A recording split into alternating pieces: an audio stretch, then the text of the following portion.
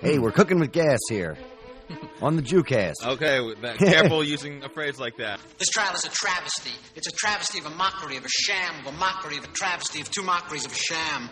Tradition! Oh, shut up, Carl! Shut your goddamn Jew mouth! You people are why there's war in the Middle East! Gekakken auf ein Jahr. Nebbech. Verpupupu. Vermischt. Verkackt. Vertutzt. Verstunken. Farted. Exactly. You're what Grammy Hall would call a real Jew.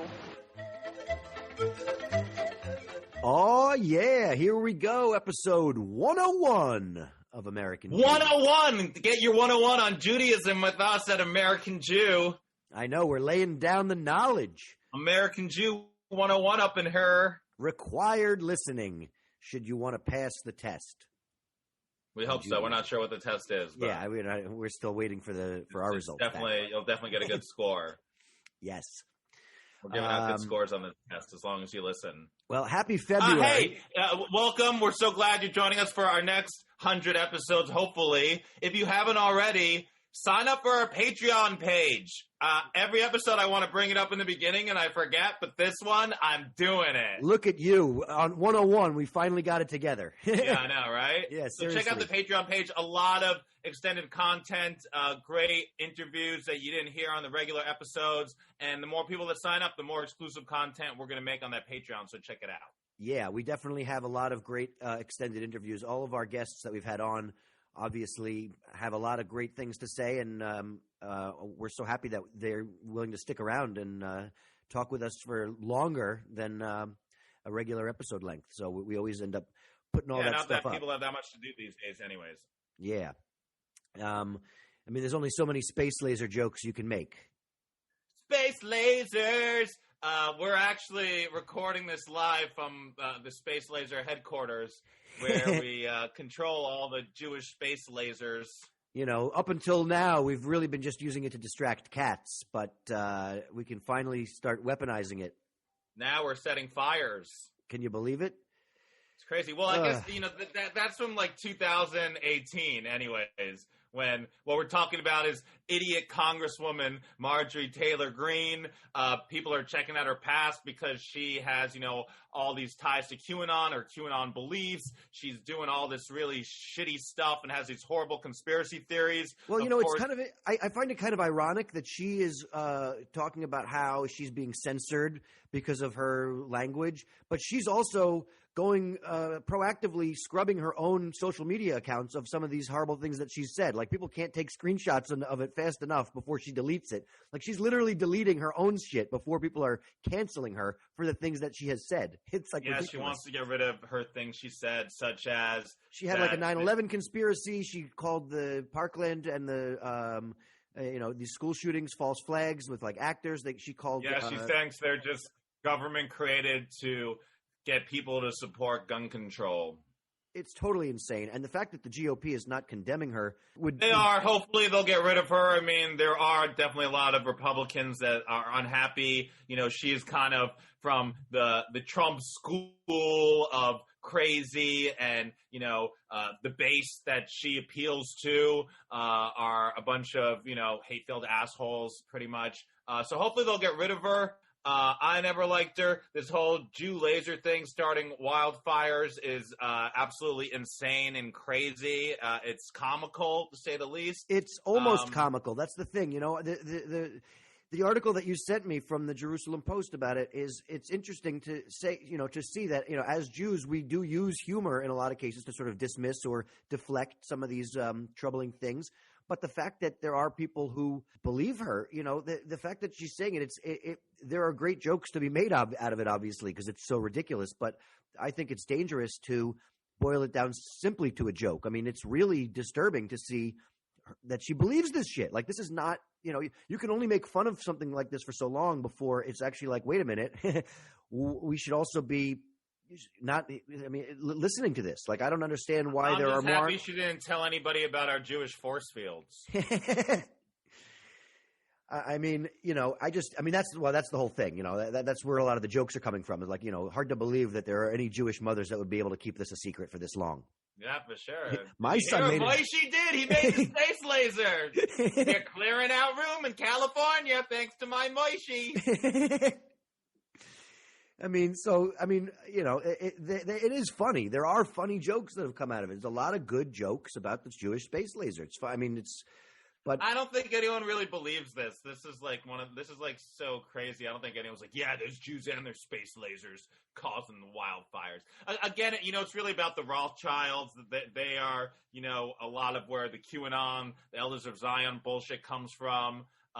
Jews being wealthy, not a good thing. Yeah, well, I mean, it boils down to the fact that no matter what kind of conspiracy theory you're trying to put out there, there's always some sort of seemingly some secret organization that's controlling everything behind the scenes. And more often than not, people think that they're Jews. Like there's a big Jewish cabal of people pulling all the strings.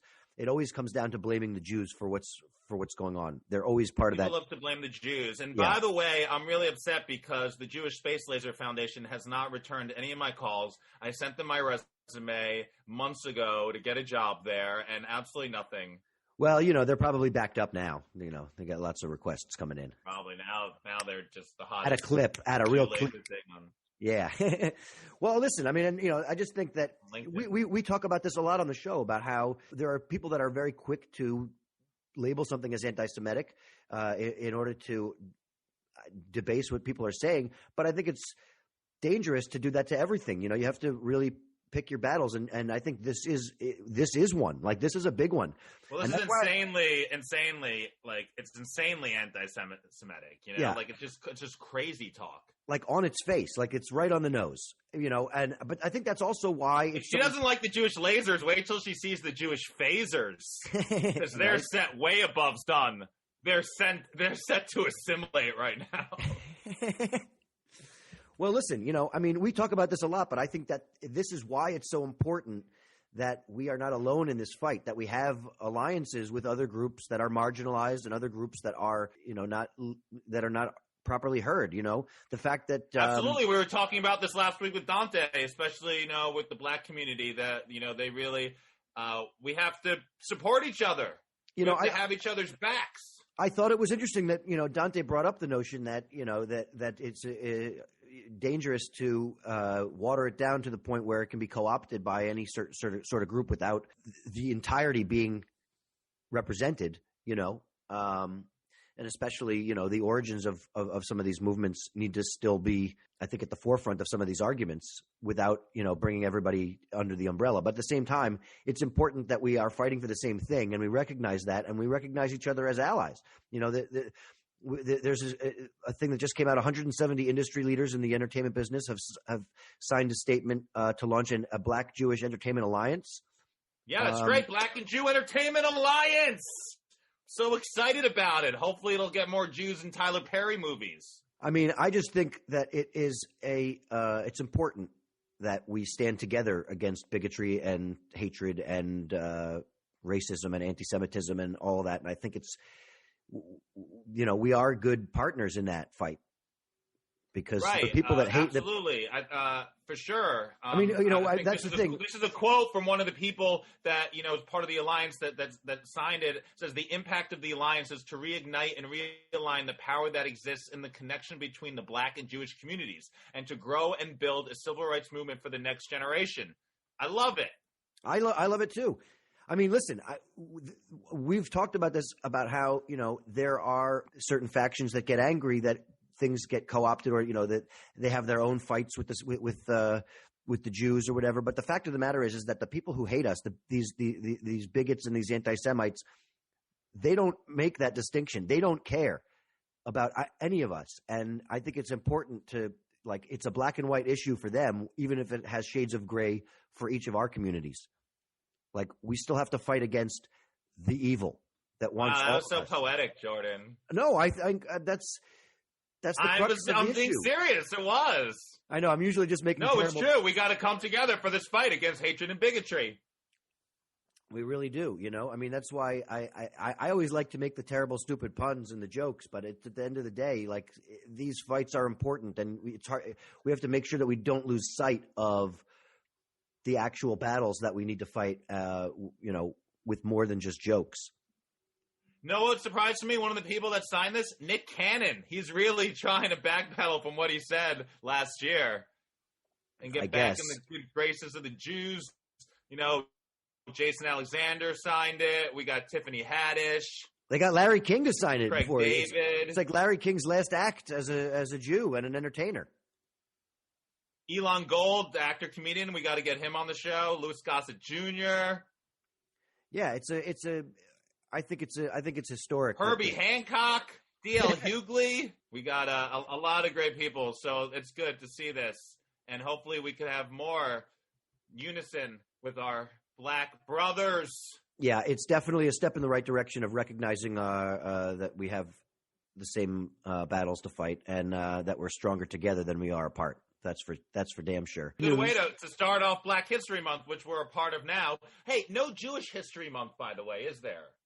No, I don't know. Not specifically. What month should be Jewish History Month? September, I guess? I guess September. That's our big one. Right? But September is probably the best month. Has all the high holy days. I mean, Holocaust Remembrance Day, there's always a lot of people bringing up our history during that period. I mean, I feel like the Jews, we try to invoke our history every month. Well, it's true because, black and Jews, when it comes to being artists or entertainers and musicians, it's almost like they have a parallel history in their respect in the communities, Yeah, in the path that now to join together, I think it's going to be amazing. Yeah, we've taken similar paths in being accepted by communities that were originally skeptical of us. And I'm still, glad they formed this. I hope I could join. Why did they ask American Jew to sign? Right? We didn't get the memo, but we get the invite. Hopefully by next year. But I'll hey, this is a good thing. This is good to see. If you are Jewish, be nice to black people. Especially be nice to black Jews. It's crazy. So we really got to look at the things that we have in common instead of the things that we have that are different. Indeed.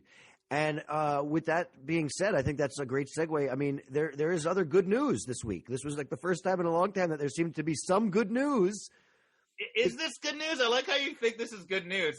It's interesting news. To us, it's good because we've talked so many times about anti-Semites kind of like Zoom bombing, different Jewish funerals or Jewish events or school events. But now we kind of got the flip side of it. That's right. We did. We pulled some hacking on them. Right? The Patriotic Brigade Knights of the Ku Jewish Klux Klan. Antifa hacked the KKK website and doxed a bunch of its members. Right? I mean, listen, I think that's good news. The fact that these people are being called out and that they're going to be – hopefully there are consequences from the fact that they're doing these things, These guys I love it. They put on their website, Shabbat Shalom, good night, white pride. Yes. And Jewish solidarity with all oppressed people, never again. That's amazing. And they put out these people's information. And it's very funny that a lot of people in the KKK, they are child molesters. It's just like they're pieces of shit people. Yes, they are pieces of shit people, and they need to be treated as such. The fact that that these people are walking amongst us, the fact that child molesters and pedophiles are on these national lists, then they have to, I guess, tell their neighbors. I wonder how many of their neighbors they have to tell. They don't have to tell them that they're anti-Semites. That's not part of the deal. Well, I'm glad these Israeli hackers are doing this. Yeah, I mean, they're going by the name Anonymous Soldier, and I wonder what they're going to hack next. I think they should hack more anti-Semites. I like it. I think it's good. I mean, if they need help hacking, maybe our Jew lasers could help. I mean, that's the other thing. Part of the reason that there's this huge rise of anti-Semitism is that people are becoming more emboldened. I think it's not even just Trump that did it, but it certainly didn't help that Trump sort of normalized a lot of these fringe opinions to be said out loud. Absolutely. He's telling the Proud Boys to stand by and stand back. Canada just declared that they're a terrorist group. Yeah, I mean, so this is who the president was playing to. These people, terrorist groups, known racists, known bigots, known anti-Semites, known homophobes. So I'm glad we got rid of Trump. We got to still get rid of the hatred. We still got a lot of work to do. But it's good to see Jews fighting back like this. I agree. I mean, that's the whole thing. I think people that have those types of opinions or those types of ties to those types of groups, there should be a zero tolerance across the board. And if these people are so proud of their white heritage, they should be equally proud of the jail sentences that they get for spouting hatred and division and violence against a group of people. Yes, I hope they do go to jail. Yeah. I'm just, that's really the end of it. Like, I know they're like white pride. It's more like fucking ignorant pride. You have pride for being a fucking ignoramus and a moron. That's what you're proud of. You're proud of a small little mind. Well, it's really crazy that there are 25 different chapters of this KKK organization throughout the U.S. that they, this group that they hacked. And it's disturbing to know that, that they're coming out of the woodwork because they're seeing people like Marjorie Taylor Greene who, say things that they support. Yeah, it's crazy. Like get another hobby besides hate. Pick up fucking anything. Why is hate your hobby? Hey, let's get together and hang out about hate. Like what happened to like playing basketball or pinball or something? Learn to sew. I don't know. Take a Google Facebook ad course or something. Why is it like, hey, what are we doing after Friday night? We're all going to meet up together and talk shit about Jews and blacks. Pew, pew, pew. You get a space laser and you get a space laser. Right? We got to take our Jewish space laser and start getting rid of all of them. Well, I don't know. We talk so much on this show about how hard it is to fight against some of this stuff, and there are a lot of weeks where there isn't any good news, where it's all just disturbing and anger and sadness. Is good news about the Jewish and Black Entertainment Alliance. Is good news. I think this week is like it's one of the first ones in a while. Seeing how much of an idiot this fucking Marjorie Taylor Greene woman is, good news. And hey, to see some Jews are fighting back, it's good. And I didn't know there were Jewish hackers, so that's good too. All good things. And good thing that we have our guest on that we have today. Yeah. Comedian and rabbi. He's a rabbi and a comedian. Indeed. He was like born for this show. He was. I can't believe we haven't had him on. That's why we had him on for 101, so he can give us the lowdown. And he's a friend. He's a great guy. He's always making sure that I have a menorah and Hanukkah candles every Hanukkah. Is that right? Sure. He is. The one I have is from him. All right. Well, perfect. We're really excited to have Mike Fine on the show. Nice. Let's get him in here. It's going to be pretty fine. All right, super excited. Here he is. We have our guest, comedian and rabbi, Mike Fine. How's it going, Mike? Oh, hi. Thank God. Baruch Hashem. How are you doing? We're doing all right. It looks like you're coming to us from a closet. Yeah, something like that. That sounds about right. It's my office. I have file after file after folder after, it's insane over here. I'm scared everything's gonna fall down on me, but I have everything I need in this room. So I think you're the first guest that we've had that's wearing yarmulke while we're recording, right, Jordan? I was going to say the same thing. I'm pretty sure it's the first yarmulke that we've had. This is already our most Jewish episode of American Jew, Mike, and you just got here. I'm also wearing tzitzis. Am I a first for also wearing tzitzis? Possibly. Wow, forget it. Now you just took it into the stratosphere. People are confused. I'm confused about tzitzits. What's the deal with tzitzits? Tzitzits are like the strings that you see hanging out of Jews, like shirts. Yes.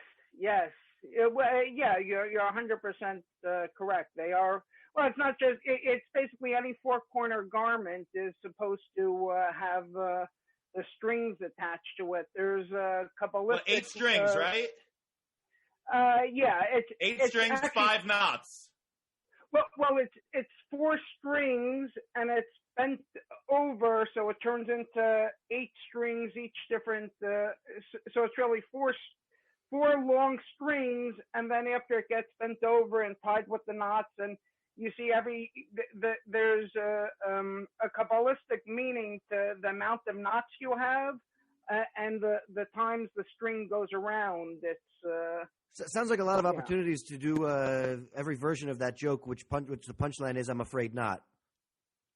I like that. That's good. Why did Jews wear the tzitzits? Well, it's any 4-corner garment, and it's a commandment. Why? Why wear 4 corners? Just because, like, that's it? I love the Jew explanations. It's a commandment. That's why. Well, it's certain, not all commandments. There are certain commandments that, make sense, in order for a society to be able to exist, like thou shalt not steal, not to commit murder, different types of transgressions. Thou shalt not set up fires with Jew lasers. Yeah, you shouldn't eat the limbs off a live animal, things like that. But then there's also commandments that we may not know the meaning to, which are called chukim or chok, or something. Who the hell knows is what they're called. They're like, who the hell knows? We don't even know what's going on. Well, I'm sure a lot of your listeners do. They're very well versed, very knowledgeable on the subject, so they're probably very fluent in. Right, it's one of those things we don't even have to delve into with our listeners because they know what we're talking about. They must. Mike is so filled with compliments. He's not only complimenting us by coming on the show, but he's complimenting our listeners too. That they're such learned people. And Mike, you're a rabbi these days. Yeah, I do that. It's going well. I'm making maybe as much or as little as I was doing comedy. It's are you doing services on Zoom, or those are only in what's happening with the services? Are they on Zoom on person or what? I don't have a congregation where I officiate out of. I basically am a chaplain. I'm an ordained rabbi. He's a wandering rabbi. That's how Jewish he is. That's all a Jewish comedian is, really, is a rabbi without a congregation. Well, I have my ordination, so I officiate a lot of funerals and weddings, and I don't need a congregation for that. But unfortunately, when a lot of performers pass away, and they don't have any connection so much to Judaism except the fact that they were born a Jew. So when it comes time for them to pass, they want something traditional done. So they reach out to me, and I assist them. A lot of times they may not even have funds or family or anyone to assist. So like I'm the guy they go to. And it's actually funny how I wound up doing that. I was doing comedy. This is going on probably my 21st year, I think it is. I started young, and I wrote for, I can't tell you how many celebrities. I wrote for all the roasts. You can tell us. We'd be here all day. I can't even remember them at this point. They all seem the same also. I've helped a lot of performers before they go on late night television. I worked on sets of movies, and I kept on waiting for like that big break to come. And, like so many times it's like, you think it's going to happen now. Like you got the big break, the agent saw you, the manager, they want you. And then at the very last minute, it's like something would, fall off. And like after a while, I'm a writer also, and I start to see the entire arc of the whole thing about how, what it was meant to be that I didn't get that big break. Because if I got that big break, I'd probably overdose, by now. And, I wouldn't be able to do something. And where'd I get my Hanukkah candles from? Yeah, exactly. It's good to rationalize why failure was the better option. So that's why you became a rabbi, Mike. It's a very Jewish thing to do, really, to be honest with you. Like, the suffering is important and it's necessary in order for you to reach the goal, the ultimate goal. There was a time where, the lens I saw it as, you're 100% right, where I saw it as like a failure or a setback. But, I actually look at it now as like a tremendous blessing. I'm not just, trying to like fool myself into believing, of course I would have liked, things to go easier, but sometimes not everything is destined, like man plans and God laughs. That's the expression. As a result, what ended up happening was by spending a lot more time focusing, working with these older comedians, I've had the greatest living performers. You're talking about headliners all over the world, international superstars were close personal friends or are close personal friends. So I've been able to be a sponge from them. And that allowed me to build on my comedy career and as a writer and performer. Imagine having, the single greatest living comedian today as, in your corner coaching you, so you don't learn that. Dave Chappelle coaching you? Dave Chappelle, please. You couldn't pay me to sit through that. Oh my goodness, I love him. I think he's the greatest of all time. I want to sit So, through Mike- Jonathan Randall. That's who I want to sit through. Oh my gosh, you're the best. I love compliments, Mike. You Yeah. are a girl, I date you. So you were brought up Orthodox. Yes. Brought up an Orthodox Jew. You went to yeshiva. Yes, and by the way, here's a trivia for your tens of millions of listeners. Jonathan Randall and I went to the same yeshiva in Israel, and I went to the same school as his brother in Israel. Oh, Right? Crazy. I only lasted 3 months, by the way. But yes, me and Mike, we went to the same place. You saw his name on the bathroom wall. Jonathan was here. Well, Jonathan was able to get everything in 3 months. I'm a slow learner, so it took me 2 years there. Okay, yeah, it only took me 3 months to realize it was all bullshit. No, anyway. But Mike, I also, by the way, more trivia. You went to Rambam High School, right?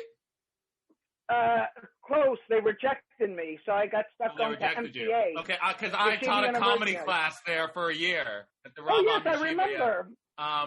So when you were growing up Orthodox Jew, did you rebel? Were you into it? Oh my gosh. Oh yes, I rebelled. Yeah, it's funny. I grew up Orthodox, so I was probably like 18. Then when I was 18, I went to Israel for the year. I was wandering, trying to find out I was a horrible student. My parents were going through a messy divorce. You have a lot of questions. And, when I went to the yeshiva in Israel to learn for the year, I was very immature. And, I didn't really start maturing till much later on in life. But it's interesting. When I got to comedy, I always had that Jewish guilt weighing in the background. Well, I shouldn't perform on Sabbath. I shouldn't do, and then when you're working on the road, you can't find kosher food. So then you start eating non-kosher. And, after a while, I started drifting away.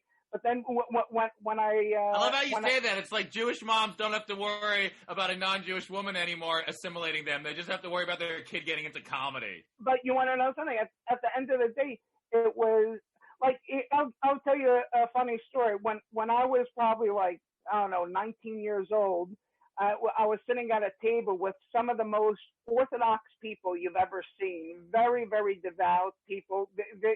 They would sit and learn all day, the entire family. And, when they asked what am I pursuing for a career path, and I said becoming a comedian, they all went livid. They're like, how could an Orthodox Jewish, how could you do that? And one of their son-in-laws, came from a very prominent Orthodox family, and his father's, considered like a giant in the rabbinical community. He said, I think it's a perfect place for Mike to be, in stand-up comedy and entertainment. He said, in the entertainment world, it's all Jews there, so what better place to do kiruv or trying to bring other people back or make a Kiddush Hashem or, to put a positive spin on it. So, that always That's stuck true. with That's me, a good rabbi. More rabbis like that we need. 100%. And, so when I was going back and forth, with being Orthodox and not, I was very immature. And also at the end of the day, most people don't know what they want out of life. Like if you'd ask someone, what's your purpose in life? What's your mission? What were you put on this planet? After 120 years, they're not going to ask you, did you perform on the Tonight Show? Did you perform? It's so inconsequential. And because I know firsthand experience sitting with people in hospice that were the biggest comedians on the planet, that were on Sullivan when 65 million people were watching them. They were doing, movies, friends with every celebrity. And at the end of the day, the one thing that they regret, other than family stuff was, the lack of religion. And they all become very religious on their deathbed, and they try and make up for their entire life in those few last moments. And one of the beautiful things about Judaism... I hope they die right after Yom Kippur if they want to make up for their whole lives. I just got to make it till Yom Kippur and I'll be good. Pull the plug. Pull the plug at sundown. It's funny you say that, Jonathan, because, one of the things you do or when people are on their deathbed is you do vidui, which is the confessional, which is what you do on Yom Kippur. It's your Day of Atonement. When you're about to pass away, it's the Day of Atonement. And, sometimes... That's when you get the really juicy confessions, too. Like, on Yom Kippur, it's probably a little bit more watered down. But at the very end, you let it all out. Jordan, I can't even tell you. I'm actually in the middle right now during the Corona. I've been working on 2 or 3 books right now. I have a publisher that is very interested. Some of the confessions I've heard on deathbeds or in hospice, some of them involve murder, very prominent, high-profile murder cases that they could have been a witness to, that they could have helped in, rapes, unfortunately, by other people in the industry that people got, such salacious, and a lot of that stuff, I'll never, reveal just because, I don't want to betray their confidence.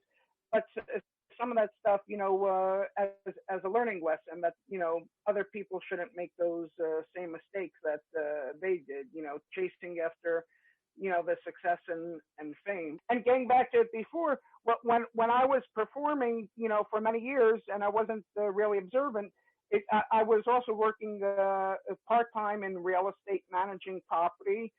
In the evening, I was writing jokes for celebrities before they were going on television. I was punching up their acts before late-night appearances. I was writing for the Friars Roast. And I finally decided I'm going to give up the real estate and become a full-time comedian.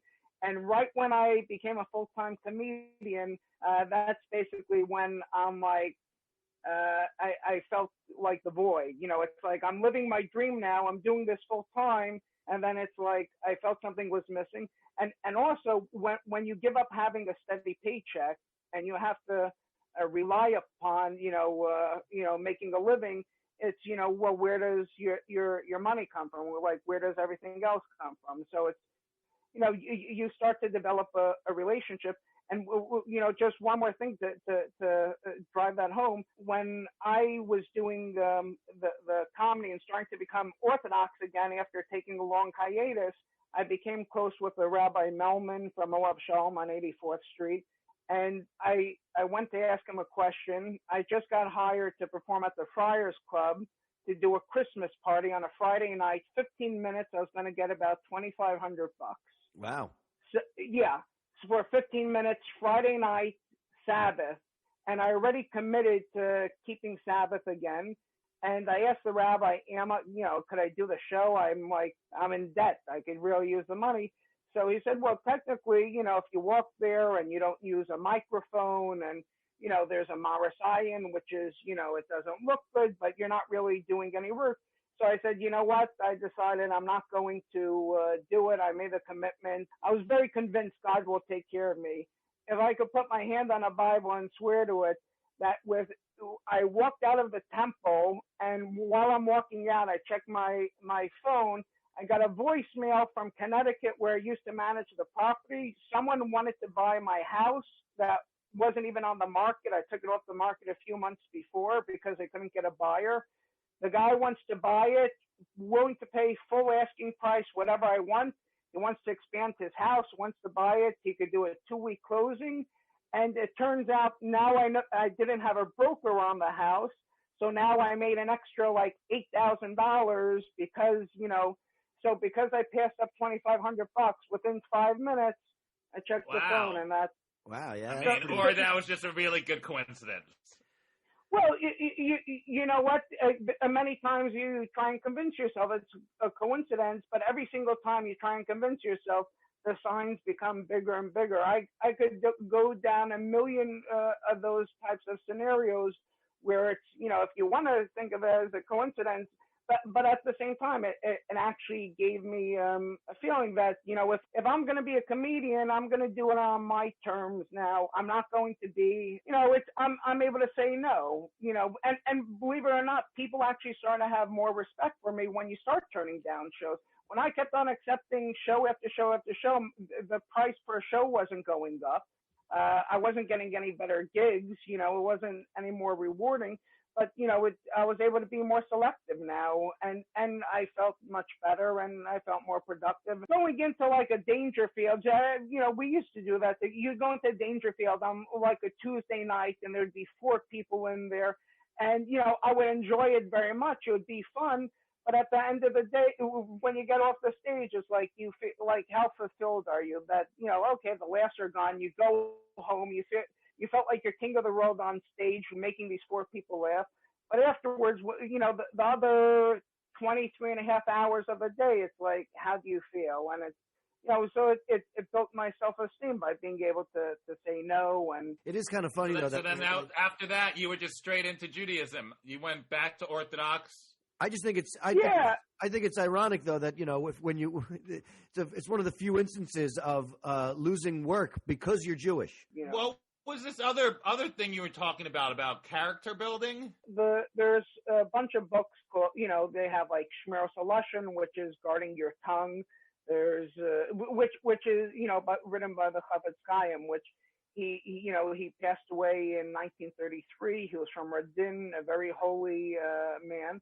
And he was very integral with starting the movement of guarding your speech and not to talk ill of one another. It's the same thing also. Like if you're going to do, you should know this. Like, for example, when Lashon Hara. That's right, Lashon Hara.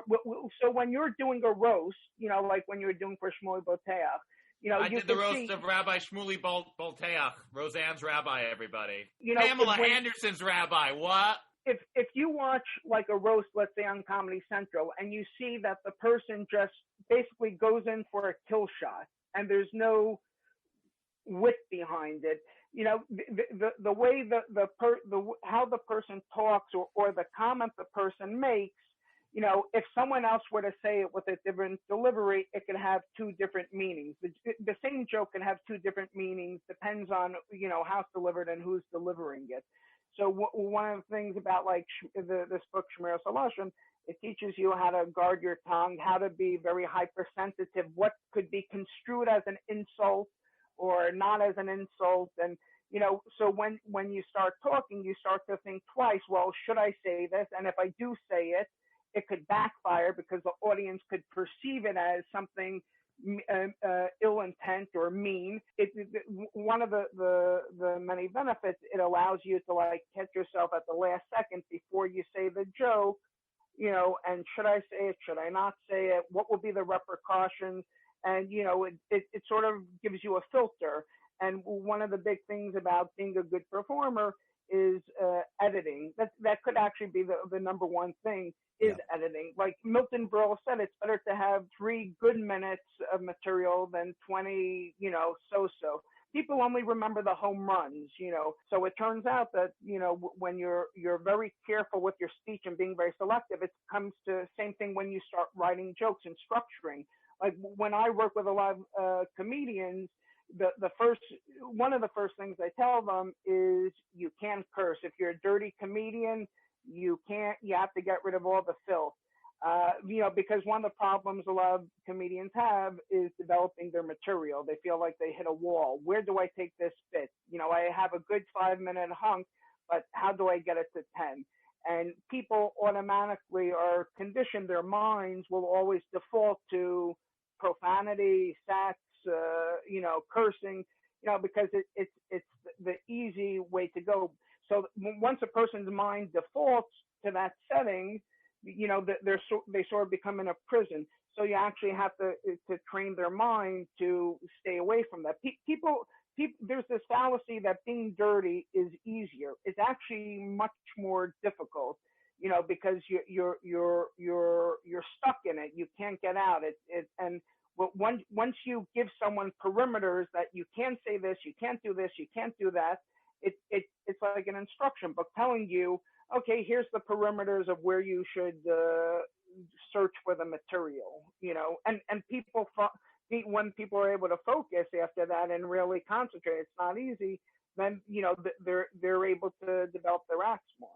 It's I haven't heard anybody talk about applying, learning, stuff with Judaism to their doing comedy. It's one of the arguments, I shouldn't say arguments, but one of the beliefs, in the Orthodoxy is, okay, we have all these rules and we're following them. So people think it's very restrictive. You're not able to enjoy life, but completely the opposite. I would give the argument it's actually much easier to enjoy life and experience life with these restrictions, because you're reading the instruction manual. Here's a guidebook saying if you do X, Y, and Z, you'll get more fulfillment out of your life. I've never been the type of person to read the instruction manual. Like, I try to figure it out as I go, and if I need to try, I only go to the troubleshooing part of the instructions. Yeah, I'd love too to much see you conformity. assemble I don't like that. I think everyone should want to do their own thing, not follow one set of rules or. Yeah, well, to each their own. No one's forcing you. I'm just saying from my own personal experience. My dad was forcing me, Mike. No. It's funny you say that, because I have a lot of friends, others, or know people, same thing, that people start to resent it. Like when I came back from Israel the first time, do you remember the mosh from Neve, Rabbi Blumenfeld? Yeah, we used to do that at concerts all the time, the mosh. Well, the mosh is short for Mashkiach. He's like your spiritual guidance. So two pieces of advice he gave me, which, I've shared more than anything else. One is never judge Judaism by other Jews. So if someone forced you to do something or, didn't do it right, don't base, I'm not going to do it because I saw someone doing something wrong. And then the other one, which I heard from Rabbi Schwab, which is, you never have an excuse not to be a mensch, so if someone wrongs you, why lower yourself to that level? When it comes to hecklers, if you sink to the heckler's level, you're going to wind up losing. The audience could very easily turn against you, right. But if you take the high road, if you see someone like a Gilbert Gottfried or a Mitch Fatel or these types of people, their demeanor, their personality, where it's not necessarily as confrontational, but you could throw so much mud at them and it just, rolls off their back because they're not stooping to the heckler's level. Are you familiar with the story of Rabbi Elazar ben Dodea? It's a very famous Talmud where the guy's name, Elazar, Rabbi Elazar ben Dodea, he was in the Talmud, he experienced every single prostitute, harlot, woman of the evening, all over the land. That was his entire purpose on the planet. He just wanted to hook up with ladies one after the next. And they said that he traveled all over the world looking for them, scouting them out and finding them. Sounds like a great wingman, by the way. Exactly. So it says, though, that he wound up meeting this one woman who was considered the greatest of the great. And he finally got her. They were about to indulge. And right before they did the deed, she broke wind. And she made a comment, just as, I broke wind, it just, came out of me, it'll be gone in like 2 seconds, not to worry. So the second he heard that, something just sunk in. And they said he ran to the highest mountain, cried his eyes out, and asked for forgiveness for, wasting his life away. And they said that he's one of, other than Elijah, but he was able to ascend to heaven while he was still alive. And they said that his soul, his neshama, his soul, far exceeded anybody else's, went to the top of the thing. And he was merited to achieve the name of rabbi, being a rabbi, and being mentioned in the Talmud where there's no extra word. So the lesson is that till the very last second you have on this planet, in your very last minute, you can atone, you can make up for it.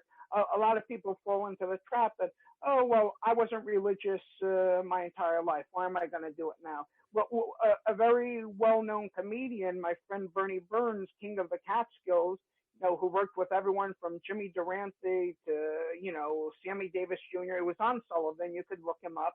And he decided he wanted to get bar mitzvah at age 90. He woke up and said, he was missing something. I'm done farting around.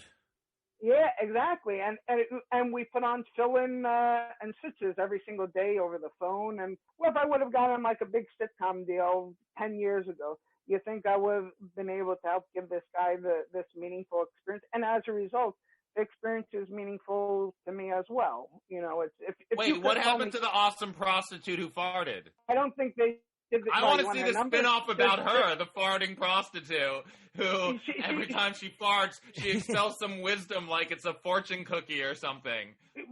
You go. Her great-granddaughter's Cardi B. It's I don't know.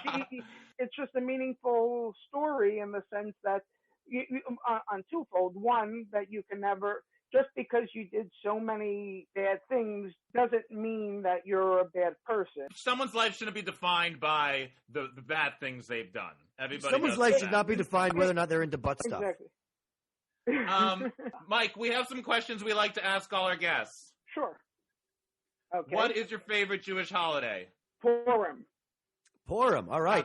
2 weeks in a row we got Purim. Well, it's my birthday also. I was born on Purim. So you like Purim more because it's your birthday or because of the holiday and the traditions? Okay, so great question. A, because it's my birthday. B, because it's short. C, you could still drive and use technology on it. It's not like a Yom Tov where, you know, you have to turn things off. D, it's celebratory. You know, and you know, it's just like it's also a family gets together. And going back to it, I have like a lot of positive memories as a child also Purim. What was your favorite Purim costume as a child that you remember? Adolf Eichmann. No. I dressed up. I actually dressed up as a crazy Moel, and I walked around with like blood on my mouth, you know, like this, like on a beard. I had a beard. And then I walked around with a carrot peeler and carrots. And when I ring the doorbell, I just start peeling carrots, and people would have no idea what I was doing. And then it's like I had little business cards saying, I'm a Moel. I work for tips, you know, like stuff like that. Wow, hey, business card for the costume. I like that. Yeah. Mike, what's your favorite Jewish food? Ooh, that's a good one. Ooh. Maybe stuffed cabbage, I want to say, or stuffed cabbage, herring. I don't know if that's Jewish. That's you know. What's funny is that like a lot of people that we've had on have questioned whether or not the food they're bringing up is Jewish. They're like, I don't know if it's Jewish, but just the fact that they're questioning it and and saying it anyway is a pretty Jewish thing, I think. Is stuffed cabbage Jewish? I don't know. I like it. Well, Jordan, what's your favorite? My favorite Jewish food? Yeah. Oh, I love brisket. I love a nice brisket. Yeah. Brisket's good. You know. Jordan loves the meat. I'm a big Mike, meat guy. Who's your favorite Jew of all time? It could be fictional. It could be somebody from your real life. It could be biblical. It could be anybody. Who's your favorite Jew? Well, right now it's Jonathan Randall and Jordan Ferber. Perfect answer right there. What a great answer. No, seriously, because you guys are doing a great podcast. I love it's very original. It's it's a good theme. When you're giving the opportunity to people to experience something about Judaism that they may not be able to do otherwise. You are not going to hear us question the nicest thing a rabbi has ever said about me. You definitely will not hear us. It'll never happen again, Jonathan. I promise. No other rabbis. Besides us, Mike. Besides you guys, a great Jew, my friend a Jew Bernie you Burns, love, admire. My friend Bernie Burns, king of the Catskills. Okay.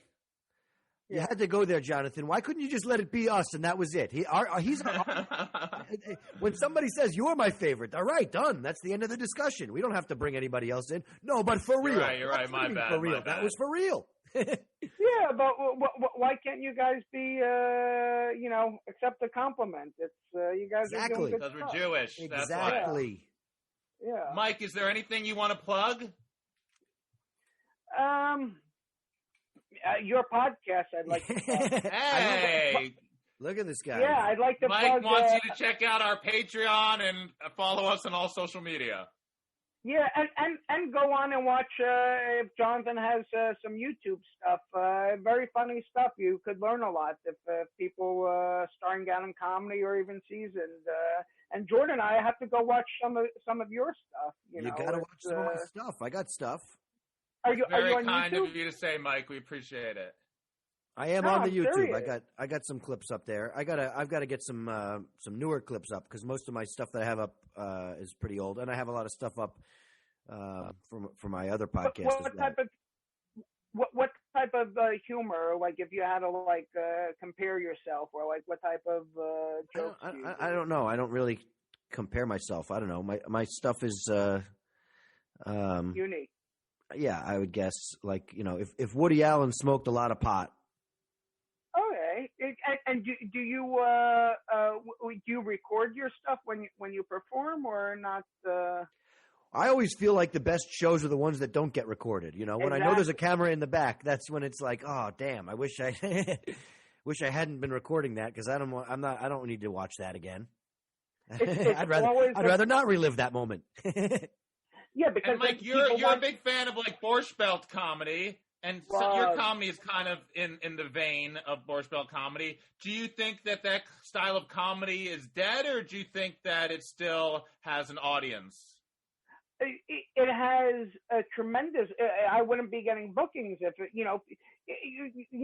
and this could be a separate episode.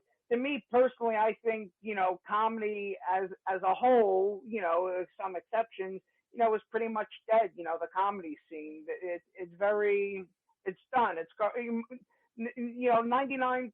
I was in 99, but like 95% of all comedians today performing aren't really comedians. I don't consider them. I consider them okay. They're performing. They're getting up on stage, but what it really means to be a comedian.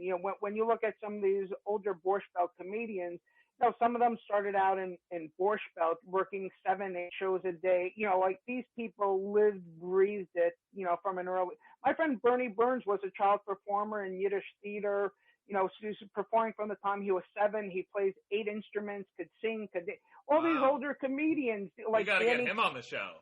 Of course, but all these comedians are from yesterday. They could do more than just get up and tell a joke. And they were motivated by trying to make an audience laugh. Today, people just how many times at the end of the show, the last 2 minutes of their act, instead of walking off with like a big joke, they end it with, you could go on my Instagram, you could go on my YouTube, you could go on my it's all self promotion. It's all commercialized. It's the desire to really just want to make people laugh, and the success will be there if you're naturally funny. People will find you on Twitter if they find you. Once you have to start promoting yourself like that, you're doing yourself a disservice. You actually cheapen your brand, I think, because it's it's okay to say you're on there, but people turn their entire set into a whole promotional. No, I totally agree with you, Mike. And if anybody out there agrees also, please write me on Instagram at Jonathan Randall. Mike, thank you so much for coming on the show. We hope you'll come back and we could get into some more discussions about some scripture and Talmud and stuff. And Borscht Belt, 100%. Yeah, well, you let me know whenever you guys want. I'm here for you, okay? Perfect. Awesome. Thanks, Mike. Oh, yeah. Well, that was awesome. Great having Rabbi and comedian Mike Fine on the show today. Yeah, we tell you to check him out on social media, but he just wants you to check us out. So be sure to follow us across social media at American Jew Podcast. Check out our Patreon page. Email us if you want, AmericanJewPodcast@gmail.com. You can follow me across all social media at Jonathan Randall. You can follow me at Jordan Ferber, and I'm on Instagram at BeatnikNudnik. Thank you guys for listening, and we'll be here next week with some more Jewtastic information for you.